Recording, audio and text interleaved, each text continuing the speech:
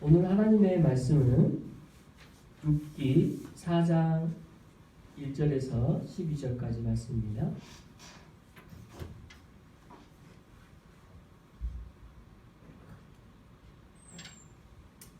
룻기 4장 1절에서 12절까지 말씀. 저와 여러분이 한 절씩 교독하도록 하겠습니다. 보아스가 성문으로 올라가서 거기 앉아 있더니 마침 보아스가 말하던 기업 무르는 자가 지나가는지라 보아스가 그에게 이르되 아무개여 이리 와서 앉으라 하니 그가 와서 앉으매 보아스가 그 성읍 장로 10명을 청하여 이르되 당신들은 여기 앉으라 하니 그들이 앉으매 보아스가 그 기업 물을 자에게 이르되 모압 지방에서 돌아온 나오미가 우리 형제 엘리멜렉의 소유주를 팔려 함으로 내가 여기 앉은 이들과 내 백성의 장로들 앞에서 그것을 사라고 내게 말하여 알게 하여 하였노라. 만일 내가 물으려면 물으려니와 만일 내가 물으지 아니하려거든 내가 구하여 알게 하라. 내 다음은 나요 그 외에는 물을 자가 없느니라 하니 그가 이르되 내가 물으리라 하느니라. 보아스가 이르되 내가 나호미의 손에서 그 밭을 사는 날에 곧 죽은 자의 아내 보아 여인 룻에게 사서 그 죽은 자의 기업을 그의 이름으로 세워야 할지니라 하니 그 기업 물을 자가 이르되 나는 내 기업에 손해가 있을까 하여 나를 위하여 물으지 못하노니 내가 물을 것을 네가 물으라. 나는 물으지 못하겠노라 하는지라. 옛적 이스라엘 중에는 모든 것을 물으거나 변하는 일을 확정하기 위하여 사람이 그의 신을 벗어 그의 이웃에게 주더니 이것이 이스라엘 중에 증명하는 전례가 된지라. 이에 그 기업의 물을 자가 보아스에게 이르되 내가 너를 위하여 사랑하고 그의 신을 벗는지라. 보아스가 장로들과 모든 백성에게 이르되 내가 엘리멜렉과 기뇽과 말론에게 있던 모든 것을 나오미의 손에서 산 일에 너희가 오늘 증인이 되었고 또 말론의 아내 모함 여인 룻을 사서 나의 아내로 맞이하고 그 죽은 자의 기업을 그의 이름으로 세워 그의 이름이 그의 형제 중에 그곳 성문에서 끊어지지 아니하게 하매 너희가 오늘 증인이 되었느니라 하니 성문에 있는 모든 백성과 장로들이 이르되 우리가 증인이 되나니 여호와께서 내 집에 들어가는 여인으로 이스라엘의 집을 세운 라헬과 레아 두 사람과 같게 하시고 내가 에브랄에서 유력하고 베들레헴에서 유명하게 하시기를 원하며 여호와께서 이 젊은 여자로 말미암아 내가 상속자를 주사 내 집이 다말이 유다에게 나준 베레스의 집과 같게 하시기를 원하노라 하니라. 아멘. 할렐루야. 주님의 은혜로 또 5월 첫날에 첫 번째 주 예배에 함께 드릴 수 있는 은혜 주심에 감사드립니다.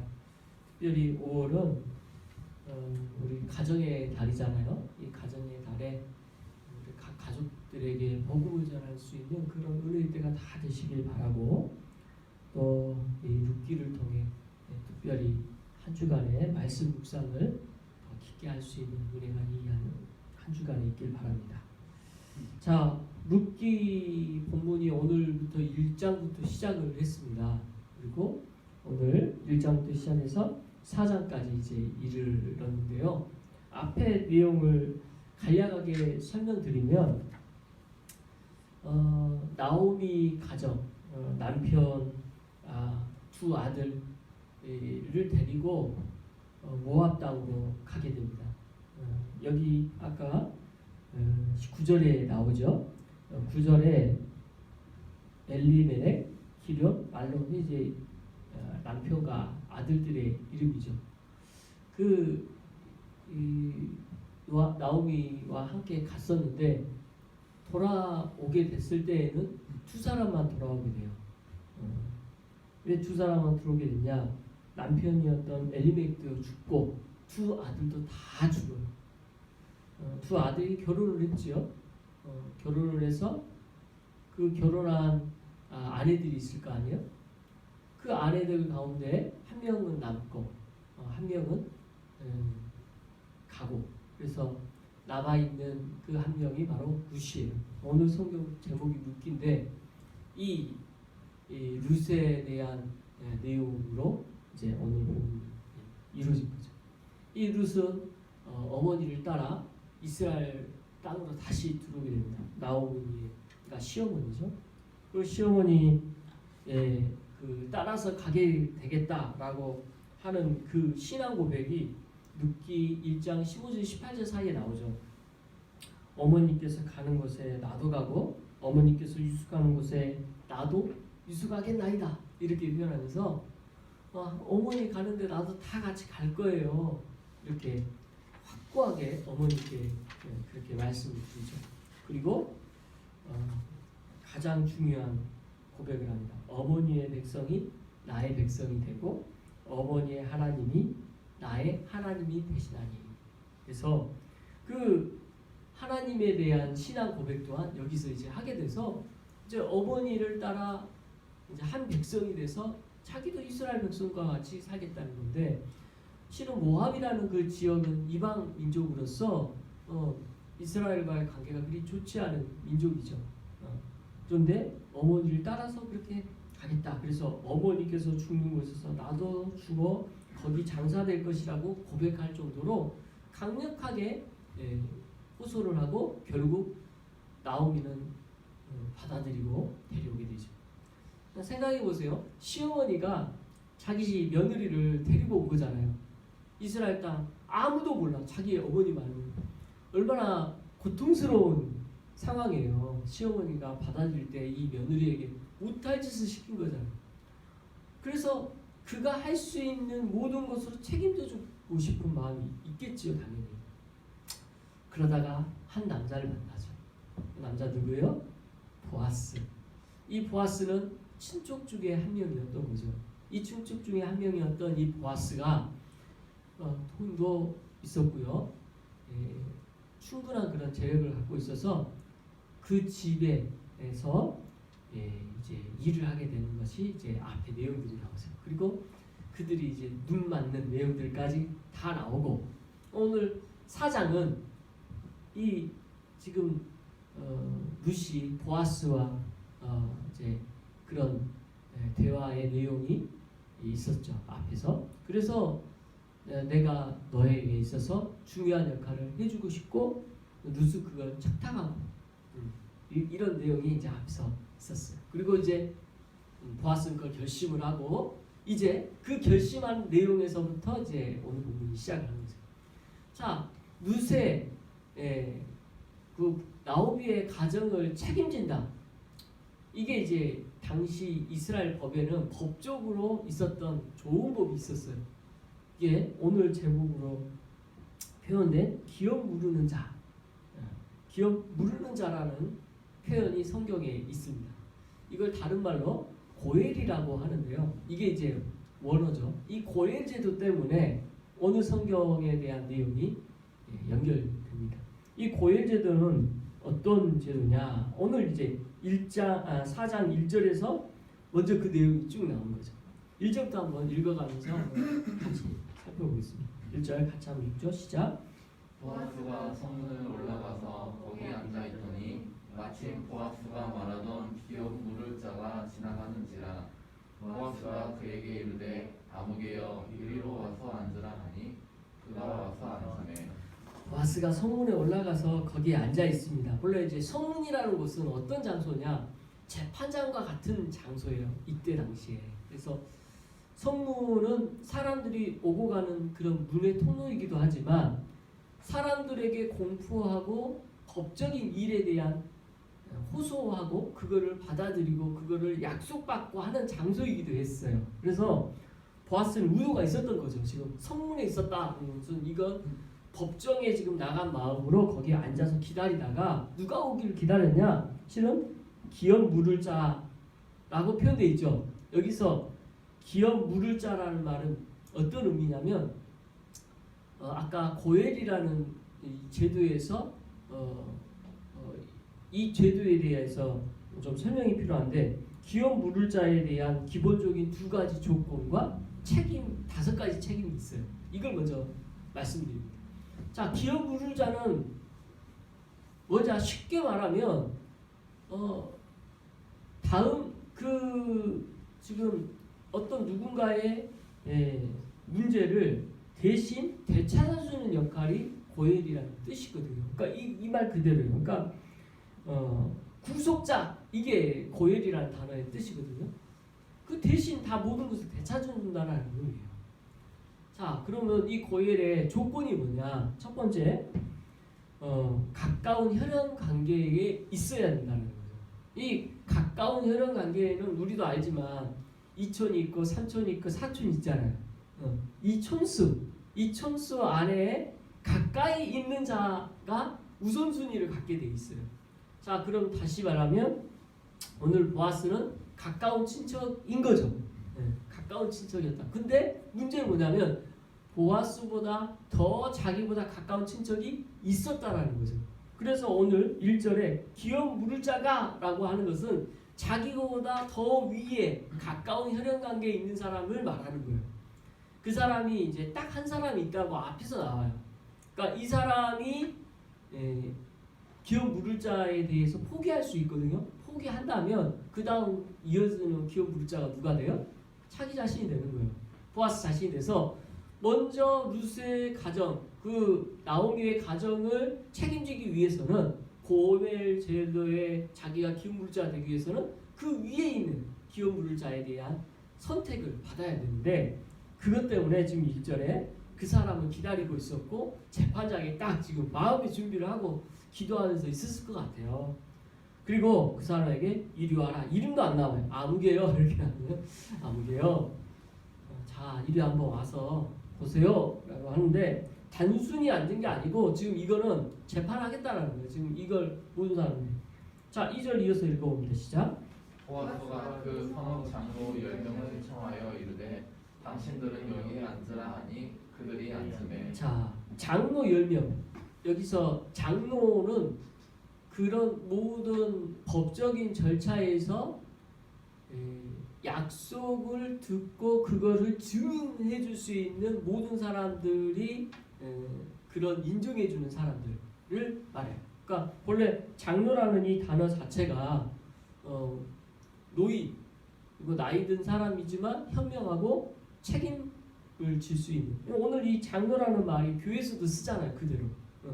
그래서 교회라는 직분에서도 장로라는 이 직분은 말 그대로 다스리는 자가 되는 거예요. 다스리는 자. 그래서 오늘날 우리가 장로회잖아요. 장로회 이건 2개의 단어가 포함되어 있는데 이 다스리는 자들의 모임이라는 뜻이에요. 그래서 장로님을 선출을 해야 되는 거죠. 장로회가. 그래서 교회를 다스리도록 하는. 근데 이 목사는 그러면 장로에 들어갑니까? 안 들어갑니까? 들어가요. 목사도 장로. 그래서 목사도 장로지만 목사라는 직분을 통해서 가르친다라는 직분이 있어요. 그러니까 목사는 장로이면서 동시에 목사인데 이 목사의 직분은 가르치는 것이 더 중요한 직분인 거죠. 이게 핵심인 거고 다스린 거에 대한 것은 장로들이 더 주된 역할인 거죠. 그리고 또 하나의 직분이죠. 뭐예요? 집사라는 직분. 집사는 교회 행정뿐만 아니라 재정을 담당하는 분들이에요. 그래서 이 세 직분자를 통해 교회를 다스린다라는 것이 교회에 하나님께서 섭리하는 장로에서 말하는 기본적인 운영하는 방법이라는 거죠. 근데 여기서 장로들 그런 다스리는 자들의 직위와 같이 그런 사람들 10사람을 초청을 한 거죠.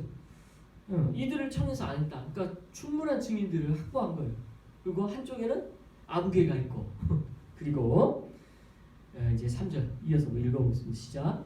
보아스가 그 기업 물을 자에게 이르되 모압 지방에서 돌아온 나오미가 우리 형제 엘리멜렉의 편지를 향하므로. 자, 보아스가 기업 물을 자에게 이르되 모압 지방에서 돌아온 나오미 앞에서 말했죠. 이 모압 지방에서 나오미는 있었어요. 그리고 이제 돌아왔죠.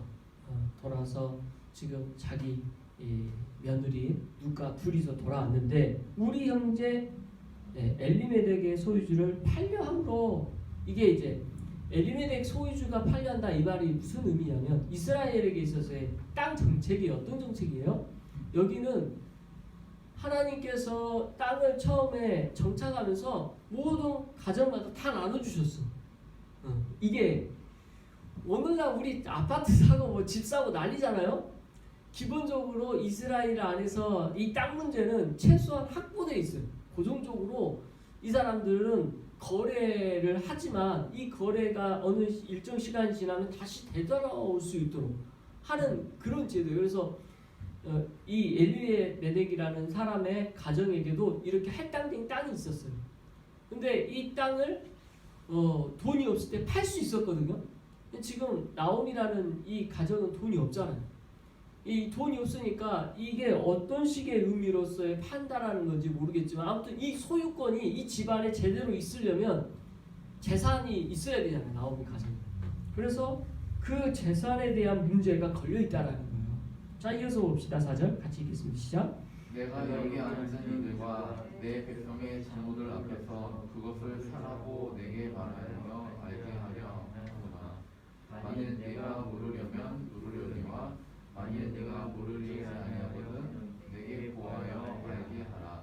내 다음은 나요 그 외에 물을 자가 없느니라 하니 그가 이르되 내가 물으리라 하는지라. 자, 여기서 지금 4절에서 뭐라고 보아스가 이야기를 하냐면 기업 부르는 자에게 지금 일단은 나오미 가정을 위하여 돈이 필요하다는 거죠.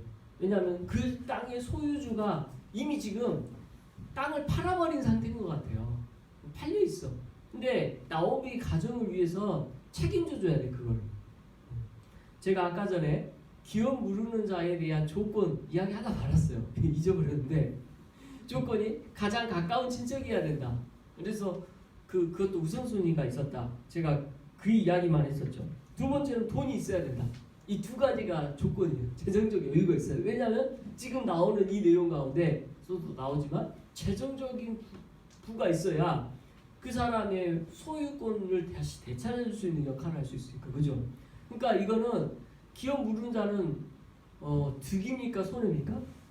다 손해일 수밖에 없어요. 그러니까 내 재산을 나눠주는 것 뿐이에요. 그 사람의 가정의 본래 재산을 찾을 수 있도록. 자, 아까 책임 이야기 4가지 있다 그랬죠. 이 책임의 4가지의 첫 번째는 이거 이제 성경에 다 나와 있는 고멜이라는 제도인데 여호수아 20장 5절에 보면 핏값을 갚아줘야 되는 책임이 있어요. 그러니까 누가 억울하게 죽었어. 그러면 그 억울한 죽음에 대해서 그 가까운 친척이 대신 책임져줘서 그 상대방을 죽이던가 뭔가 대가를 치르게 해. 핏값을 갚아줘야 한다는 의미가 그거예요. 그러니까 여호수아 20장에 보면 그 내용이 나와 있어요. 나중에 한번 보세요. 그 다음에 두 번째는 땅값을 지불해줘야 돼. 지금 이런 상황. 땅이 없어. 이미 팔아버렸어. 근데 그걸 다시 사줘야 돼. 이거를 해주는 역할. 세 번째는 죄값을 지불해야 돼. 만약 친척이 죄를 졌어. 이것 또한 대신 지불해 줄 수 있는 것을 제도화됐고요. 네 번째, 대를 이을 의무가 있어요. 지금 대를 이을 의무에 대한 내용이 이제 뒤에서 또 언급이 되지만 족보라는 게 있잖아요. 이 족보를 지금 엘리멜렉이 그 두 아들 다 죽었어. 그러면 여기 남자가 아무도 없잖아요. 그러면 여자만 있잖아. 룻이라는 이 며느리가 있어요. 이 며느리에게 낳은 아이를 통하여 이 가문이 계속 이어지도록 하는 거. 그 남편의 역할을 대신 해줘야 되는 역할 또한 고멜제도의 의무인 거예요. 그러니까 이게 4가지 의무를 지키기 위해서 지금 성경은 이제 이런 내용들이 계속 이어져 가고 있는 거죠. 그러니까 아주 흥미진진하죠. 지금 이제 이 대를 잇는 것을 지금 가장 큰 이익인 거죠. 실은. 아내를 맞이하게 되는 거니까. 근데 실제로는 그렇지만 그렇다고 해서 좋아할 만한 일이 아닌 게 모든 재산 가운데 자기 재산에 아주 큰 비용을 들어서 그걸 대신 책임져 주고 자기가 아들을 낳았다 하더라도 그 아들의 아버지는 누가 돼요? 엘리멜렉이 되고 그 족보 안에 있는 아들이기 때문에 나하고는 상관이 없는 아들이야. 무슨 말인지 알겠죠? 그러니까 자에게는 실은 득이 될 게 하나도 없는 거예요. 근데 그럼에도 불구하고 보아스는 이 모든 것을 책임져 주고자 합니다. 자, 이제 그 내용을 봤으니까 이어서 지금 5절 말씀 같이 한번 읽고 계속 살펴볼게요. 같이 시작. 보아스가 이르되 내가 나오미 손에서 그 밭을 사는 날에 곧 죽은 자의 아내 모압 여인 루색에서 사서 그 죽은 자의 기업을 그의 이름으로 세워야 할지니라. 자, 보아스가 5절에서 앞에서 4절의 맨 마지막에 기업 물을 자가 내가 물을게 이렇게 했단 말이에요. 처음부터 안 하겠다 이야기한 게 아니고 하겠다고 했어요. 근데 그 말을 다시 앞에서 5절에서 했던 이야기를 다시 6절에 그게 무슨 의미인지 설명하고 있어요. 어떻게 설명해요? 기업 물을 자에게 그 말에 다시 말하면 네가 돈 주고 다 사야 돼. 책임져 줘야 돼. 그리고 네가 낳은 아들 그 두 사람 사이에서 낳은 아들이 네 아들이 아니고 나오미의 그 가정의 아들이 돼 라는 이야기를 하고 있습니다. 그러니까 이제 그런 내용으로 지금 5절 설명을 다시 한번 하고 있는 거고요. 거기에 대한 답이 이제 6절 이렇게 나오죠. 같이 읽습니다. 시작. 그 기업 물을 자가 이르되 나는 내 기업에 손해가 있을까 하여 나를 위하여 물으지 못하노니 내가 물을 것을 네가 물으라. 나는 물으지 못하겠노라 하는지라. 여기서 이제 포기 선언을 해요. 그렇구나. 이게 나한테 유익될 게 하나도 없구나. 오히려 금전적인 손해가 더 크겠구나. 손해만 있구나. 나 못 물겠습니다. 이제 내가 기업 물을 자의 위치에서 나는 못 물겠으니까 당신이 하십시오. 이제 다 아는 거죠. 그 다음 순서가 이제 보아스라는 걸 알고 있었으니까 그렇게 양보하는 내용이 이제 6절에서 나오죠. 자, 7절 해서 읽어봅니다. 시작.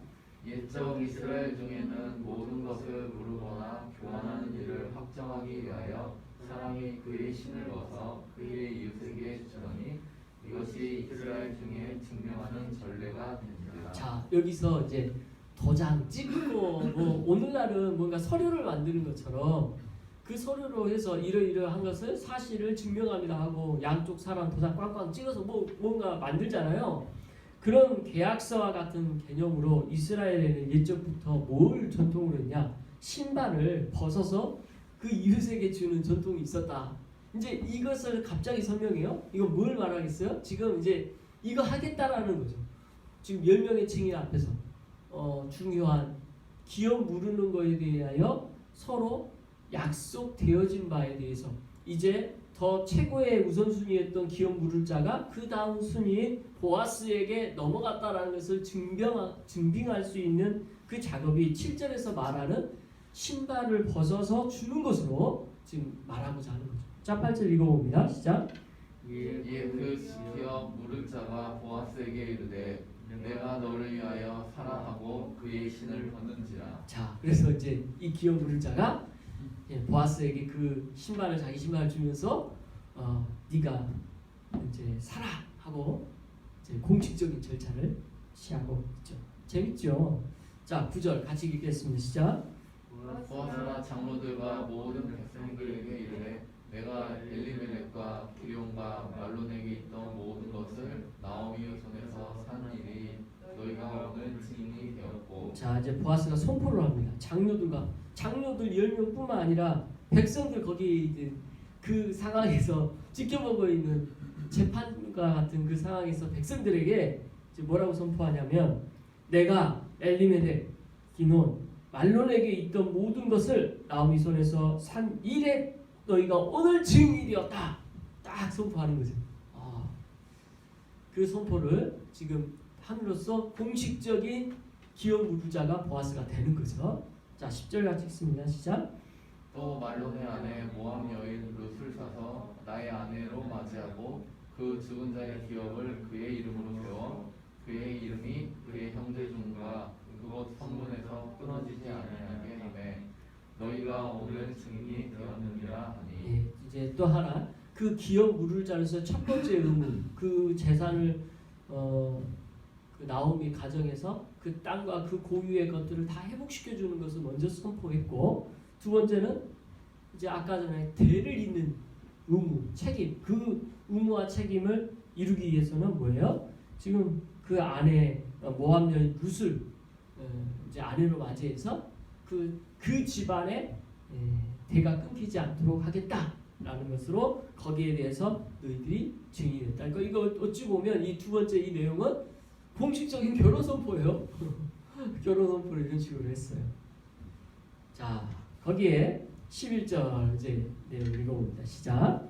성읍에 있는 모든 백성과 장로들이 이르되 우리가 증인이 되나니 여호와께서 내 집에 들어가는 여인으로 이스라엘의 집을 비운 라헬과 레아 두 사람과 같게 하시고 내가 에브라에서 유력하고 베들레헴에서 유명하게 하시기를 원하며. 자 거기서 이제 11절에 백성과 장로들이 이제 이 선포되어지는 증인으로서 응답이 있는 거죠. 그죠? 어떻게 응답하냐면 우리가 증인되었다. 그리고 여호와께서 내 집에 들어가는 여인으로 이스라엘의 집을 세운 라헬과 레아의 두 사람과 같게 하시고 이것은 지금 내 집에 들어가는 여인 누구예요? 룻이 이스라엘 집에 세운 라헬과 레아 두 사람의 축복을 받을 거라는 거죠. 이 축복은 어떤 축복일까요? 라헬은 어떤 여인입니까? 라헬의 이름이 어디서 나와요? 야곱이 나오죠. 레아는 누구의 아내예요? 이 또한 야곱이죠. 그러니까 라헬에게 있어서 라헬은 야곱에게서 어떤 여인이에요? 가장 사랑을 많이 받은 여인. 그리고 레아는 어떤 여인이요? 이스라엘 지파를 실제로 다 많은 자녀를 갖게 한 여인. 그러니까 이 두 대표적인 두 여인을 딱 이름을 들면서 사랑 많은 자녀 여인으로 또 하나님의 많은 자녀를 주시겠다라는 약속으로 이렇게 받아들이는 거죠. 그러니까 사랑 많이 받고 자녀도 많이 낳는 그런 여인이 되게 하옵소서 이런 기도를 하고 있는 거죠. 그런 축복 기도를 해주고 있는 그런 분위기임을 알 수 있습니다. 그리고 내가 에브라에서 유력하고 베들레헴에서 유명해지기를 원한다. 그래서 단순하게 여기서 유명해진다라는 말 의미가 그러니까 그냥 유명하다 오늘날 그런 의미보다 모든 면에서 건실하게 튼튼한 가족으로 세워지는 것을 축복하는 거예요. 그렇죠? 모든 그들 중에 가장 좋은 집안으로 세워지기를 원한다. 이렇게 지금 기도하고 있습니다. 12절 계속 읽어보죠. 시작. 여호와께서 이 젊은 여자로 말미암아 내게 상속자를 주사 내 집이 다말이 유다에게 낳아준 베레스의 집과 같게 하시기를 원하노라 하니라. 여기서 이제 다말과 유다에 대한 내용이 또 언급돼요. 다말과 유다 이야기가 왜 언급될까요? 다말과 유다는 어떤 사이예요? 시아버지와 며느리 사이예요. 왜요? 왜 이게 관계를 갖게 됐죠? 앞에서 창세기 나오지만 이 다말이 이 고멜이라는 제도 때문에 첫째 아들에게 시집 왔으나 첫째 아들 죽었고 둘째 아들 죽어요. 셋째 아들이 너무 어려서 나중에 주겠다는데 안 줬어. 그러니까 고멜 제도에 계속 책임져야 될 때 아들들이 계속 죽으니까 두려웠던 거죠. 그래서 다말이 지켜보고 있다가 그 다음 만약 그 아들을 주지 않는다면 그 다음 우선순위 누가 돼요? 시아버지가 되죠. 고유제에 대해서. 그래서 시아버지와 관계를 모르게 하죠. 창녀로 꾸미고 와서. 그런데 그 사이에서 낳은 아이 이름 뭐예요? 베레스라는 아이고 이 베레스라는 아이를 통해 이 유다 족보가 이어졌거든요. 이 유다 족보가 안 그래서 끊긴 거잖아요. 근데 그것처럼 지금 이 고엘 제도를 통하여 지금 보아스 룻 사이에서도 그런 일이 일어나기를 축복하는 거예요. 하나님께서 그렇게 이어지게 하시기를 원합니다. 이런 축복이 이 가정 안에도 다말과 유다 사이에 있었던 것과 같은 그런 축복이 있기를 원합니다라는 기도를 하고 있는 거죠. 그러니까 이렇게 오늘 내용이 12절까지 쭉 살펴봤는데요. 참 스토리 자체가 이렇게 보아스와 룻 사이에서 어떻게 이루어졌는지 이제 살펴봤습니다. 근데 이제 오늘 본문은 이렇게 끝나지만 이 위에 더 있죠. 저는 여기서 끝나지 않고 제일 마지막에 이제 이들의 족보에 대한 이야기가 나와요. 18절부터 22절에 베레스의 계보는 이러하니라. 베레스부터 시작해요. 그러니까 유다의 다발 사이에 나온 베레스. 그래서 베레스는 헤스론을 낳고 헤스론은 람을 낳았고 람은 아비나답을 낳았고 아비나답은 나손을 낳았고 나손은 살몬을 낳았고 살몬은 보아스를 낳았고. 그래서 지금 그 집안 안에 있는 거예요. 그렇게 해서 족보가 있는. 근데 이 보아스가 누굴 낳아요? 오벳을 낳았고 오벳은 이새를 낳았고 이새 누굴 낳아요? 다윗을 낳았고 다윗이 이 집안에 태어나요. 그러니까 소름이죠. 그리고 아브라함과 다윗의 자손 예수 그리스도의 생이라 이렇게 연결된 거예요. 그러니까 이 이스라엘 족보를 볼 때 이 고엘이라는 제도를 통하여 지금 가장 의미심장했던 첫 번째 사건이 유다와 다말 사건, 두 번째가 보아스와 룻 사건이 되는 것이고, 그래서 이 족보 안에 예수 그리스도가 오신다라는 것을 우리가 이제 마태복음 족보를 통해서 확인할 수가 있습니다. 여기서 주시는 우리에게 준 가장 큰 교훈은 뭘까요? 하나님께서 역사하셨다. 이 족보에 대한 것이 우리가 보여지고 알고 이렇게 되어지는 것이 족보라 하면 굉장히 우리 자랑스러운 거잖아요. 실은 나의 어떤 뿌리를 알 수 있는 것이니까 이 뿌리를 알 수 있는 것에 그 어떤 진정한 의미에서 우리가 자랑스러움을 보여줘야 우리 스스로는 생각하는데, 실은 이스라엘 이 족보 안에는 자랑스러움이라기보다는 하나님께서 감춰도 되는 그런 족보일 수도 있죠. 그게 다 좋은 건 아니에요.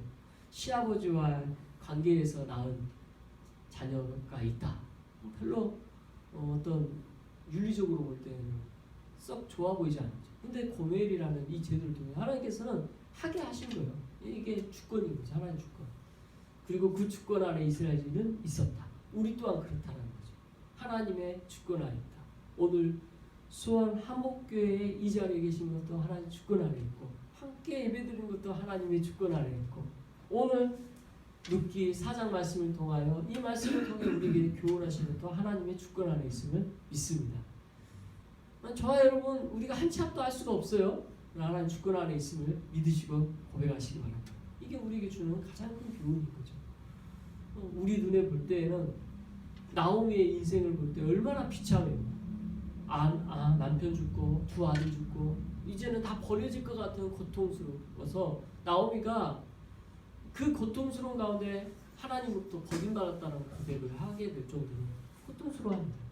그래서 나오미라는 이 이름 안에 그 고통스러움을 표현하잖아요. 그런데 하나님께서 이렇게 역전시키시고 바꾸시고 하나님 또 다른 역사가 있으셨다는, 다 하나님의 섭리입니다. 이 섭리를 오늘 본문 통해서 보게 하셨고, 이 올 한 달에 우리에게도 그런 놀라운 주님의 은혜와 역사가 있을 줄 믿습니다. 기도하겠습니다. 사랑과 은혜가 풍성하신 하나님,